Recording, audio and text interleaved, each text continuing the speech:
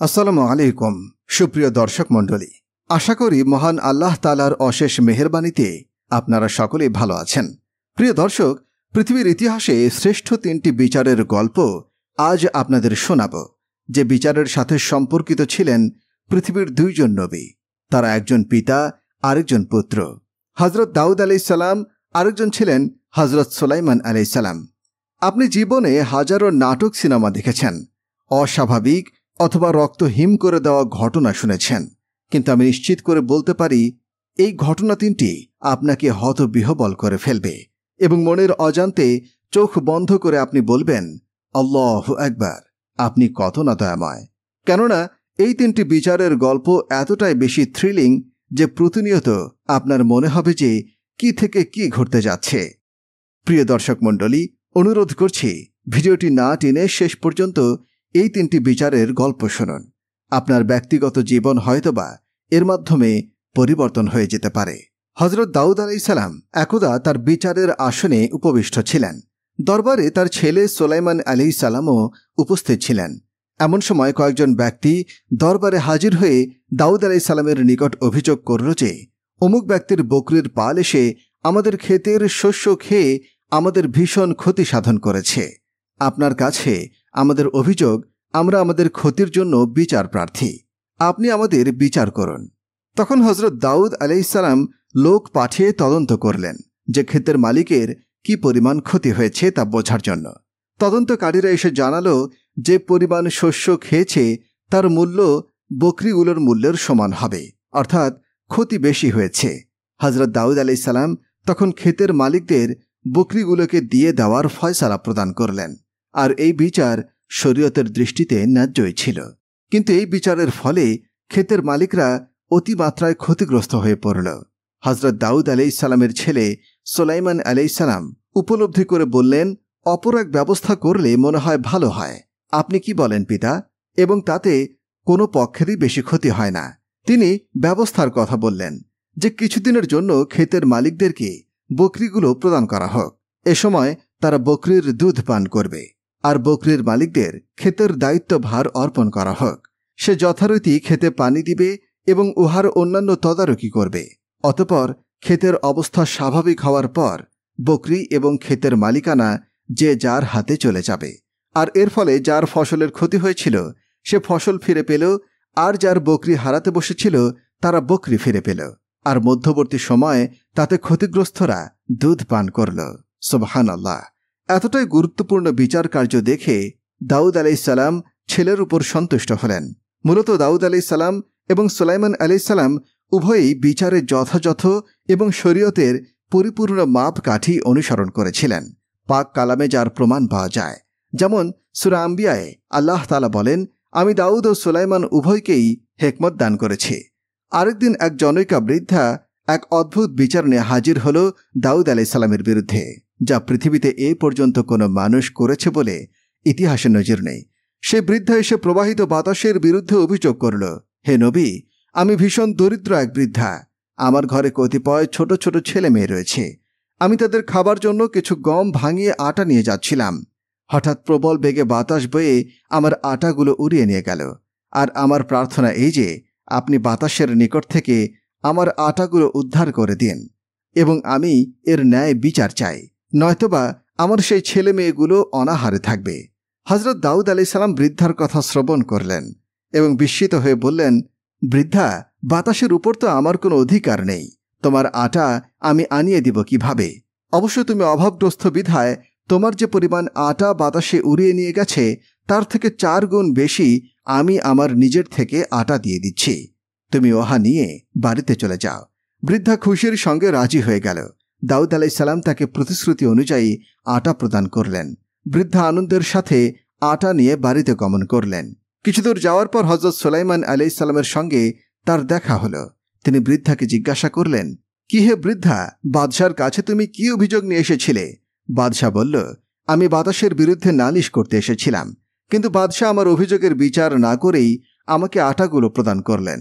বৃদ্ধাকে হযরত সুলাইমান আলাইহিস সালাম বললেন, তুমি বাদশার দরবারে গিয়ে বলো যে আপনি আমার অভিযোগের বিচার করুন, যে অভিযোগ আমি দিয়েছি। পরামর্শ মতো বৃদ্ধা দাউদ আলাইসাল্লামের দরবারে পুনরায় বিচার প্রার্থনা করল। দাউদ আলাইসাল্লাম বললেন, আমি তো তোমাকে 4 গুণ আটা দিয়ে দিয়েছিলাম। বৃদ্ধা ভয়ের সঙ্গে বলল, জি মোহতারাম, আপনার ছেলে হজরত সুলাইমান আলাইসাল্লাম আমাকে এই কথা শিখিয়েছে। তখন তিনি সুলাইমান আলাইসাল্লামকে ডেকে পাঠালেন। দাউদ আলাইসাল্লাম বললেন, হে সুলাইমান, তুমি বৃদ্ধাকে আমার কাছে ফিরিয়ে দিলে, বলো তো আমি এখন কিভাবে বাতাসকে হাজির করতে পারি? এই বিচার কিভাবে সম্ভব? সুলাইমান আলাইসাল্লাম বললেন, আব্বাজান, আপনি তো কেবলমাত্র দেশের অধিপতি নন, আপনি আল্লাহর প্রেরিত নবী, এবং আপনার দোয়ায় অবশ্যই বাতাস আপনার সামনে হাজির হতে বাধ্য।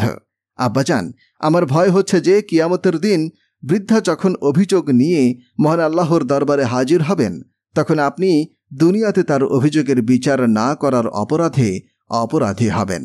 ছেলের কথা শ্রবণ করে হজরত দাউদ আলাইসাল্লাম বাতাসকে হাজির করার জন্য মহান আল্লাহ তাআলার নিকট প্রার্থনা জানালেন। মহান আল্লাহর প্রিয় নবীর প্রার্থনার সাথে সাথে প্রার্থনা কবুল করে বাতাসকে নবীর সামনে হাজির করলেন। সুবহানাল্লাহ। তিনি বৃদ্ধার অভিযোগ সম্পর্কে বাতাসের কি বলার আছে তা জানতে চাইলে বাতাস বলল, আমি মহান আল্লাহ তাআলার আদেশে বৃদ্ধার আটা উড়িয়ে নিয়ে গিয়েছি, নিজের ইচ্ছায় কিছুই করিনি। প্রিয় শ্রোতামণ্ডলী, ঘটনাটি কেমন ছিল এবার শুনুন, সত্যি অবাক করা। আল্লাহু আকবার। মহান আল্লাহ তাআলার হিকমতের শেষ নেই। ঘটনাটির মূল রহস্য হল, একটি বিশাল জাহাজ বহু মালামাল নিয়ে, যাত্রী নিয়ে সাগর পাড়ি দিচ্ছিল। হঠাৎ উক্ত জাহাজের তলদেশে একটি ছিদ্র হয়ে উঠে যাবার উপক্রম হল। তখন জাহাজের যাত্রীরা কান্নাকাটি শুরু করে দিল এবং আল্লাহর নামে এই রূপ মানত করল, হে আল্লাহ, আপনি আমাদের প্রাণ রক্ষা করলেই জাহাজের সমস্ত মাল আমরা আপনার রাস্তায় বিলিয়ে দেব। তখন আমি বৃদ্ধার আটাগুলো উড়িয়ে দিয়ে জাহাজের তলদেশের ছিদ্রপথ আটকে দিয়েছি। ফলে নিশ্চিত বিপদের হাত থেকে রক্ষা পেয়ে জাহাজটি এ যাত্রায় বেঁচে গিয়েছে। অতঃপর কিছুদিন পর সাগরটি পাড়ি দিয়ে জাহাজ এসে নোঙর করল। মজার ব্যাপার, সেটি দাউদ আলাইসাল্লামের সিংহাসনের কাছাকাছি এলাকায়। সংবাদ পেয়ে হজরত দাউদ আলাইসাল্লাম সেখানে উপস্থিত হলেন। জাহাজের যাত্রীরা বলল, হুজুর, এই সমস্ত মালামাল আমরা আল্লাহর রাস্তায় দান করব, আমাদের মানত পূরণ করব, উহা গ্রহণ করুন, যথাস্থানে দান খয়রাত করে দিন।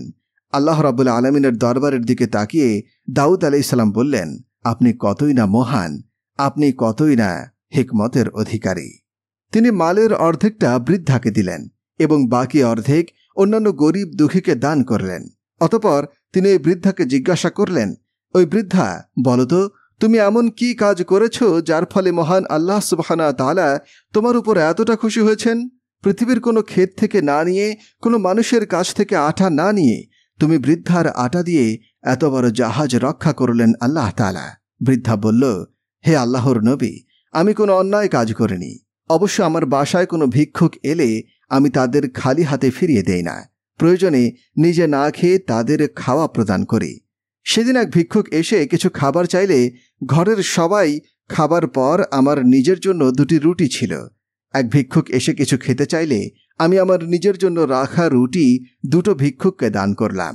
সে রুটি খেয়ে বলল, মা, কি দিলে, পেট যে খালি পড়ে রইল। তখন আমি তাকে বললাম, ঘরে আর দেওয়ার মতো কিছুই নেই, তবে কিছু গম আছে, আমি ভাঙিয়ে এনে আপনাকে রুটি বানিয়ে দিতে পারি। আপনি যদি সে সময় পর্যন্ত অপেক্ষা করতে পারেন তাহলে অবশ্যই খেতে পারবেন। আমি তখন গম ভাঙানোর জন্য বের হলাম। গম ভাঙিয়ে ফেরার পথে বাতাস আমার সবটা উড়িয়ে নিয়ে গিয়েছিল। আমি এখন বুঝতে পারলাম যে আমার উক্ত কাজের ফলেই মহান আল্লাহ তাআলা খুশি হয়ে আমাকে মালগুলো প্রদান করেছেন। একবার অতি রূপবতী নারী তার প্রতি জালিমদের জুলুমের বিরুদ্ধে কাজীর কাছে গিয়ে অভিযোগ করল। উক্ত নারীর রূপ লাবণ্যের বৈশিষ্ট্য ছিল যে কেউ তাকে দেখত সে তার প্রতি আকৃষ্ট হয়ে যেত। যেমন ধরুন, মানুষের কাছ থেকে এত বেশি পরিমাণে বিয়ের প্রস্তাবে বিরক্ত হয়ে ইভডিসিংয়ে ক্ষত বিক্ষত হয়ে সে হজরত দাউদ আলাইসাল্লামের নিযুক্ত কাজী বা বিচারকের কাছে বিচার প্রার্থনা করত। কিন্তু কাজী তাকে দেখে বিচার না করে উল্টো বিয়ের প্রস্তাব দিল। নারী কাজীকে বলল, এখন আমার বিয়ে করার কোনো ইচ্ছা নেই। ফলে কাজী সাহেব একটু মনক্ষুণ্ণ হলেন। নারী বুঝতে পারল যে এই কাজীর দ্বারা কোনো বিচার পাওয়া যাবে না, তাই সে অপর এক কাজীর কাছে গিয়ে অভিযোগ দায়ের করল। এই কাজীরও সাধ্য ছিল না, প্রথম জনের অনুরূপ ছিল। এভাবে নারী পরপর 4 জন কাজীর কাছে বিচার চেয়ে বিফল হল। এবং প্রত্যেকেই তার প্রতি আকৃষ্ট হয়ে তাকে বিয়ে করার চেষ্টা করল। অতঃপর তারা সবাই একজোট হয়ে বাদশাহ দাউদ আলাইহিসসালামের দরবারে অভিযোগ করল যে, হে আল্লাহর নবী, এক মূর্খ নারী কারো সাথে বিয়ে করতে রাজি নয়, অথচ সে অত্যন্ত অশ্লীল ও নোংরা কাজ করে কুকুরের সাথে। শোনার পর দাউদ আলাইহিসসালাম ঘৃণায় ভ্রু কুঞ্চিত করলেন এবং বললেন, কি বলছো তোমরা? এত বড় নোংরা জঘন্য অশ্লীল কাজ কেউ কোনোদিন শুনেছে বলে আমার মনে হয় না। ঠিক আছে, তোমরা কি এই অভিযোগের সাক্ষী জোগাড় করতে পারবে? তারা বলল, অবশ্যই পারব। বাদশাহ হজরত দাউদ আলাইহিসসালাম বললেন, ঠিক আছে, যাও, সাক্ষী নিয়ে এসো। সাক্ষীগণ ছিল অর্থলোভী। তারা অর্থের বিনিময়ে মহিলাটির বিরুদ্ধে মিথ্যা সাক্ষী দিল। দাউদ আলাইহিসসালামের বিচারে রায় প্রমাণিত হলে মহিলাটিকে কোমর পর্যন্ত পুঁতে মেরে ফেলার আদেশ হল, কারণ সে অত্যন্ত অশ্লীল ও গর্হিত একটি কাজ করেছে। দরবার শেষ হল। লোকজন আস্তে আস্তে বলা বলি করতে লাগল, হায় সাক্ষীগণ অর্থের লোভে এই ভালো মহিলাটির বিরুদ্ধে মিথ্যা সাক্ষী দিয়ে মহিলাটিকে বিপদে ফেলল। আল্লাহু আকবার। হযরত সুলাইমান আলাইহিসসালাম লোকজনদের কথা শুনে ফেললেন। তিনি তখন দরবার গিয়ে বললেন, আব্বাজান, মহিলার বিচার 2 দিন স্থগিত করা হোক, সাক্ষীদের পুনরায় হাজির করা হোক। পিতা দাউদ আলাইহিসসালাম পুত্র সুলাইমান আলাইহিসসালামের কথা মঞ্জুর করলেন। সাক্ষীদের পুনরায় হাজির হওয়ার নির্দেশ দিলেন। তখন সুলাইমান আলাইহিসসালাম সাক্ষীদের পৃথক করে জিজ্ঞাসাবাদ করলেন, তুমি যে মহিলাটিকে কুকুরের সাথে অশ্লীল কাজ করতে দেখেছ, সেই কুকুরের রং কি ছিল? 4 জন সাক্ষী পৃথক পৃথক থাকার কারণে তারা পৃথক পৃথক রঙের কথা বলল। এতক্ষণে হজরত দাউদ আলাইহিসসালাম আসল ঘটনার সত্যতার প্রমাণ পেয়ে গেলেন। মিথ্যা সাক্ষীর বিষয়টি তার সামনে স্পষ্ট হয়ে গেল। অতঃপর তিনি 4 জন সাক্ষী ও 4 জন অভিযোগকারী, মোট 8 জনকে, যারা প্রত্যেকে এই মহিলাকে বিচার না করে উল্টো বিয়ের প্রস্তাব দিয়ে বিরক্ত করছিল, প্রত্যেককে কোমর পর্যন্ত পুঁতে ফেলে পাথর নিক্ষেপ করে হত্যার নির্দেশ প্রদান করলেন। আল্লাহু আকবার। এবং মহিলাটি বেকসুর মুক্তি পেয়ে গেল। প্রিয় দর্শক, মহান আল্লাহ রাব্বুল আলামিনের পবিত্র বাণী কোরআন যখন আমরা পড়ি, তখন আমরা দেখতে পাই হাজারো হিকমতের গল্পে ভরপুর। কিন্তু ব্যক্তিগত জীবনে আমরা কি এ থেকে উপদেশ গ্রহণ করি? এর উত্তর হল না। আমাদের উচিত পবিত্র কোরআন থেকে উপদেশ গ্রহণ করা। মহান আল্লাহ রাব্বুল আলামিন যে সকল নবী রাসূলদের ঘটনা আমাদের সামনে উল্লেখ করেছেন, তা ব্যক্তিগত জীবনে আমল করা। তাহলেই দেখবেন আপনার জীবনের যাবতীয় মুসিবত দূর হয়ে গেছে। জীবন হয়ে গেছে সৌন্দর্যময়, পাক, পবিত্র। আল্লাহ রাব্বুল আলামিন সর্বক্ষেত্রে আমাদেরকে কোরআনমুখী হওয়ার ও নবী রাসূলমুখী হওয়ার তৌফিক দান করুন। আমিন।